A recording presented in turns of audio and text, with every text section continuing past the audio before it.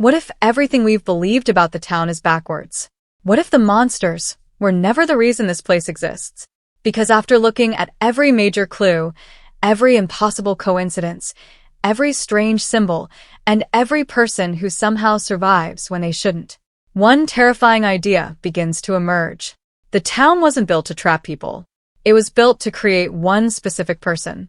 And if that's true, then every death, every arrival, every nightmare, every child who heard the voices, every family that broke apart, was never random. It was preparation. Because look at the pattern. People don't simply drive into this town. They're chosen. Not because they're guilty. Not because they're unlucky. But because each of them carries a small piece of something much larger. A puzzle. One that only one person can complete. But here's what changes everything. What if the town isn't waiting for everyone to escape? What if it's waiting for someone to become exactly who it has been creating all along? And suddenly, nothing in from means what we thought it did. Most fans believe the mystery begins when people see the fallen tree. But that's only where they notice the mystery. The town's plan began long before that. Look carefully. Every character arrives carrying emotional damage.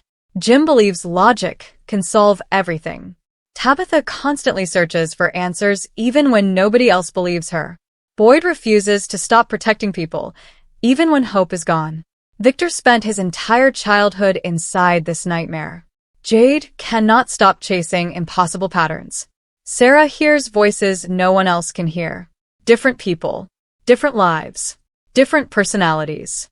Yet, somehow, every one of them possesses something the town immediately starts testing. Why? Because the town doesn't treat everyone equally. That's the first clue everyone overlooks. Some people die within days. Others survive impossible situations. Some receive visions. Some hear voices. Some discover hidden places. Some never experience any of those things. That's not random storytelling. That's selection. And selection always has a purpose. This is the detail everyone missed. The monsters aren't trying to kill as many people as possible. If they were, nobody would survive the first night. We've already seen how fast they move when the rules allow it. We've seen entire groups wiped out. We've watched them surround houses effortlessly. They are patient. They are organized. They understand fear better than any predator we've seen. So, why leave survivors? Why allow Boyd to keep escaping? Why allow Victor to grow into adulthood? Why spare Tabitha more than once? Why keep Jade alive despite constantly leading him toward forbidden knowledge? Because death isn't their main objective. Pressure is. Every survivor is being shaped, broken, rebuilt, forced into impossible decisions. Just enough suffering to transform them, never enough to completely destroy them. And that's exactly how psychological conditioning works. The town isn't simply testing whether people can survive. It's testing what they become after surviving. That changes everything, because suddenly, every tragedy becomes part of a design. Now think about Victor.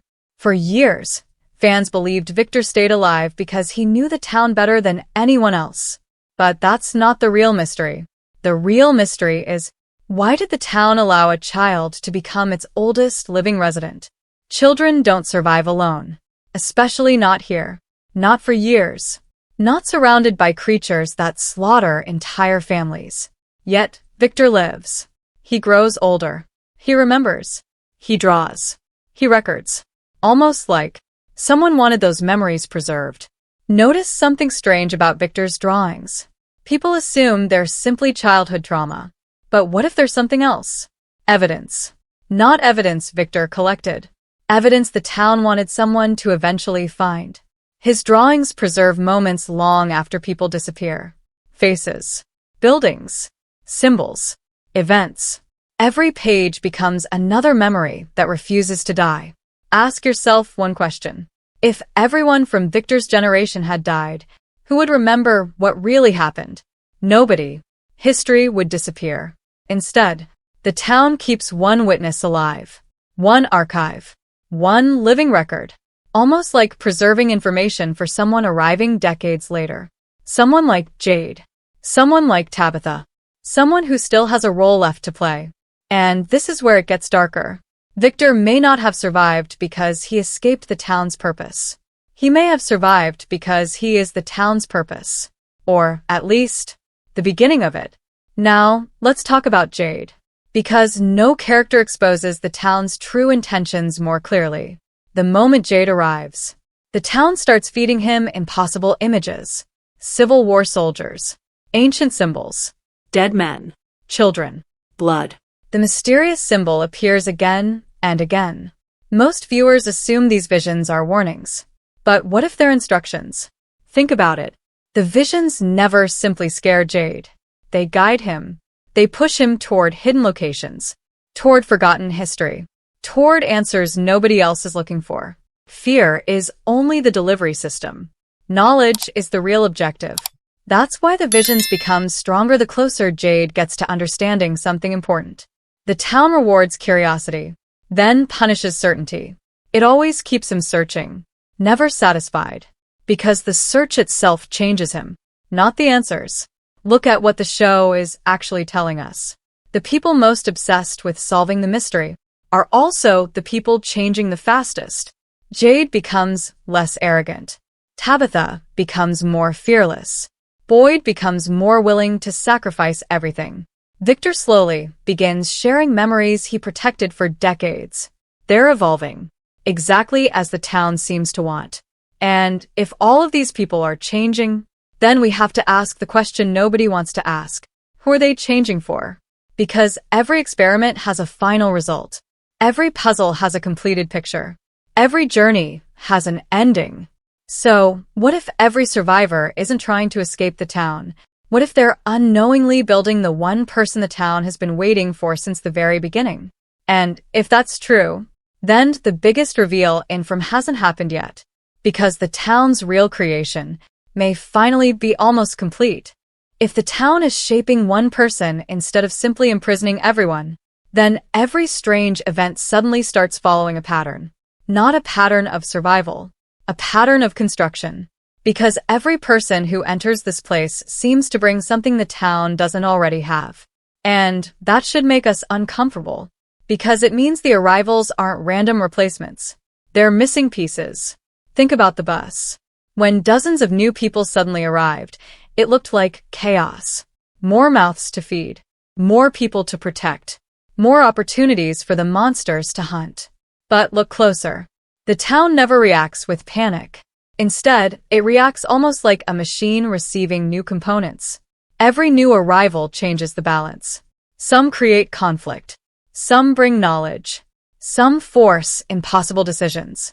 Some reveal hidden weaknesses in the people already living there. That's not coincidence. That's controlled pressure. But here's what changes everything. What if the town isn't interested in individuals at all? What if it only cares about what each person contributes to someone else's transformation? That would explain why so many characters seem to exist for only a short time before disappearing. They aren't failures. They're catalysts. Look back at Father Catry. Many viewers saw him as Boyd's moral compass. But after his death, Boyd became something different. He stopped asking what was right. He started asking what was necessary. The town didn't just remove a priest. It removed Boyd's safety net. The same thing happens again and again. Every loss forces another evolution. Every death removes another emotional barrier. Almost like the town is stripping away everything unnecessary until only one final version of a person remains. And this is where it gets darker. The monsters understand this process better than the humans do. Notice how they hunt. They don't simply attack. They speak. They smile. They recognize names. They remember conversations. Sometimes they wait outside a window for hours without moving.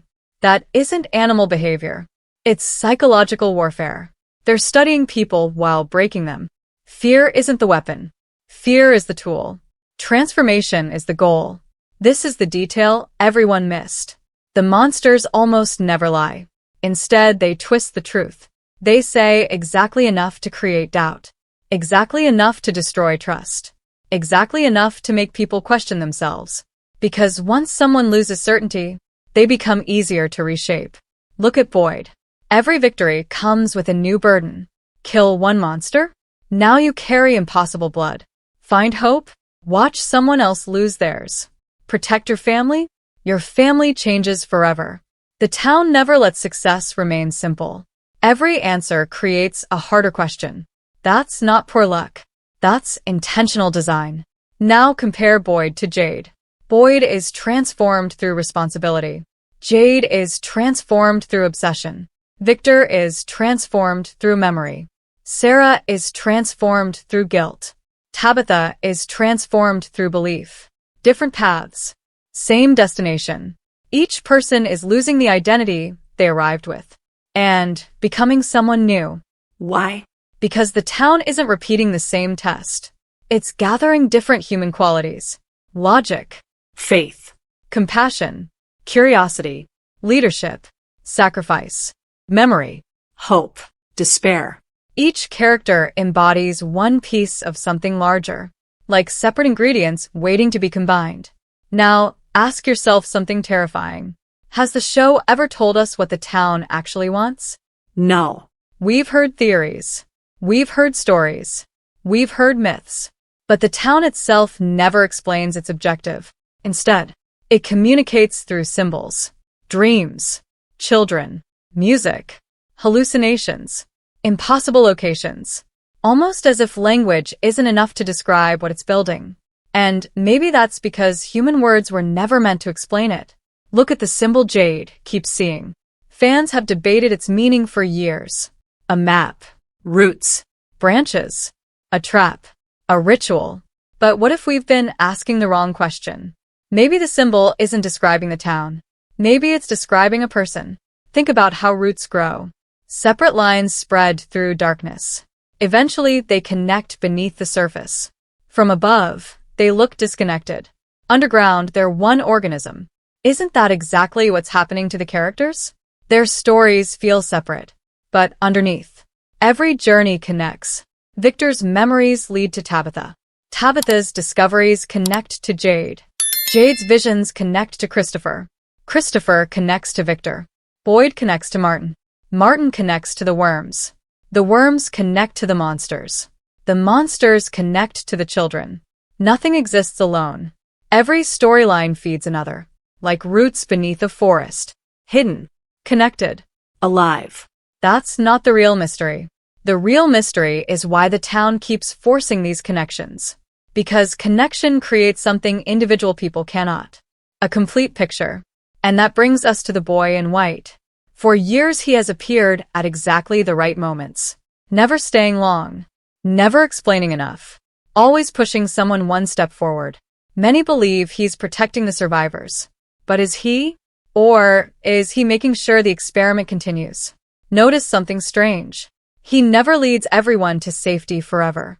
He only gives enough information to keep the story moving. Enough hope to prevent surrender.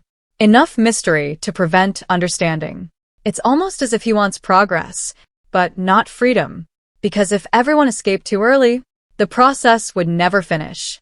And if that's true, then the boy in white isn't the opposite of the monsters. He's another part of the same system. One creates fear. The other creates hope. Both keep people moving. Both prevent the experiment from ending. Both shape the same individuals from different directions. Good cop, bad cop, different methods, one destination. And once you see that pattern, you can't unsee it. Every force inside the town seems to disagree on tactics. But they never disagree on one thing.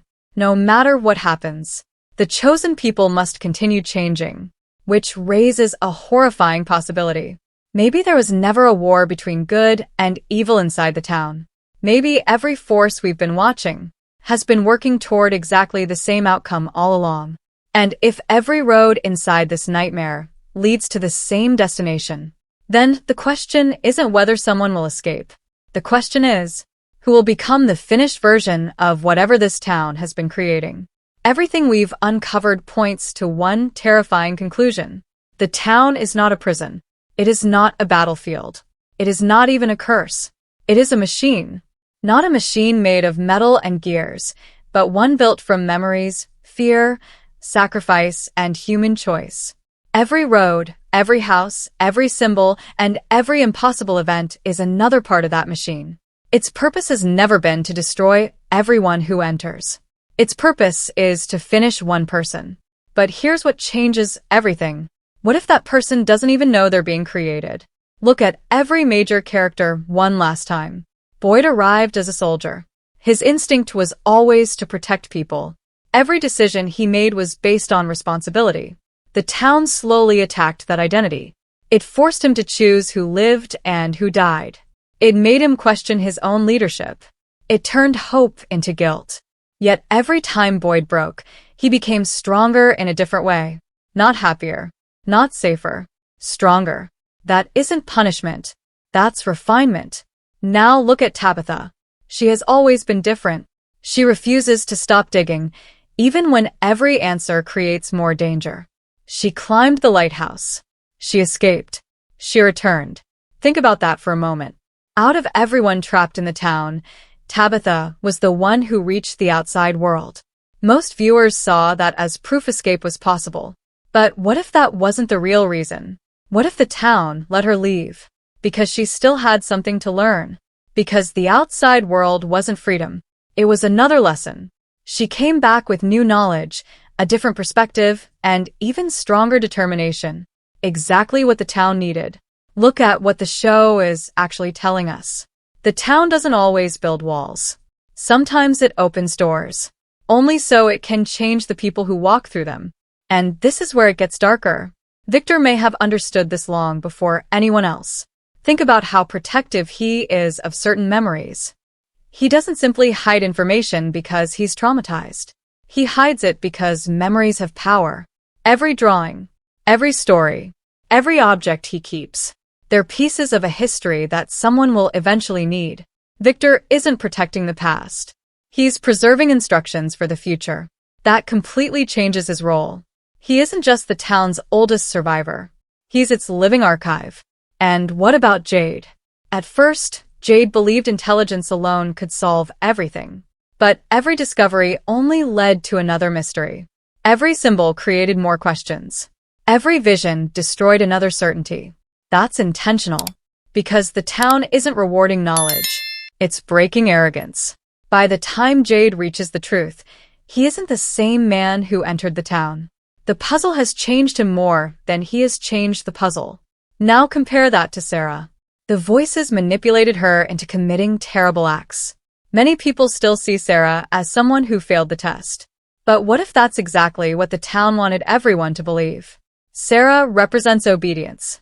She shows what happens when someone stops questioning the voices. Jade represents curiosity. Boyd represents responsibility. Victor represents memory. Tabitha represents faith. Each of them reflects a different response to the town's influence. Separately, they're incomplete. Together, they form something larger. This is the detail everyone missed. No single character possesses every quality needed to understand the town. But when you combine everything they've learned, the picture becomes clear.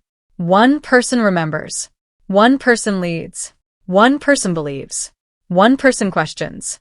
One person listens. One person sacrifices. It's almost as if the town has been collecting human qualities across different people, waiting for them to merge into one complete survivor. Not physically, psychologically, spiritually, emotionally. That's why relationships matter so much in From. The town constantly forces these people together. It pushes them into conflict, then into cooperation, then into impossible choices. Because every interaction transfers something from one character to another. Experience, courage, Fear. Hope. knowledge. The final person isn't born. They're assembled, slowly, painfully, over years of suffering. And if this theory is true, then Season 4 isn't building toward another escape attempt. It's building toward completion. The moment when one character finally possesses everything the town has been trying to create since the very beginning. But here's the most disturbing part. What happens after that? Most fans assume the completed person will destroy the town. But the evidence suggests something far more terrifying. What if the completed person doesn't defeat the town? What if they become its next guardian? Think about the cycle we've already seen. Victor inherited memories from the people before him. Christopher carried knowledge that was never fully explained. The boy in white always seems to know more than everyone else, yet he never truly leaves the story. Each generation passes something forward. Not an escape plan, a responsibility. Maybe that's why the town never disappears. Maybe someone always takes the place of the one before. Maybe every cycle ends with a successor. Not a survivor. A caretaker. Someone who understands the rules well enough to keep the machine running. And suddenly, every mysterious figure we've seen begins to feel different. Not prisoners. Former winners. People who reached the end of the experiment, only to discover there was never an exit waiting for them. Only another role. If that's true, then the greatest tragedy in From isn't that people can't leave. It's that the town may only release someone after they've become part of it forever. Which means the final battle of season May 4th not be against the monsters at all. It may be against destiny itself. Because the real choice won't be whether someone can escape. It will be whether they refuse the role the town has spent years preparing them to accept. And if no one refuses, then the cycle begins again. A new family sees the fallen tree. A new road refuses to end. A new group believes they're the first to experience the nightmare, never realizing the town has been waiting for them long before they arrived. So here's the question that could redefine everything we think we know about From. When the town finally finishes creating the person it was built for, will that person destroy the cycle or become the reason it never ends?